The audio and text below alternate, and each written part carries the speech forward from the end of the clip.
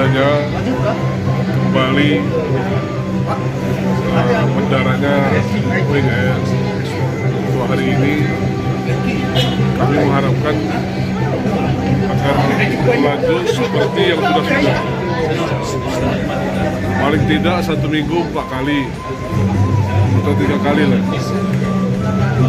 atau setiap hari, agar masyarakat, keyakinan masyarakat bertambah dengan penerbangan yang ada dari Rembile ke Kuala Namu, dan mudah-mudahan juga nanti ke Banda Aceh. Bukan hanya Wing Air, tetapi mungkin penerbangan lainnya.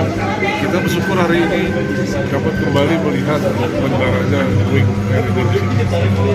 Jadi harapan saya agar masyarakat memakai jasa penerbangan untuk berangkat ke Medan, terutama yang betul mau cepat berurusan, pakailah Wing.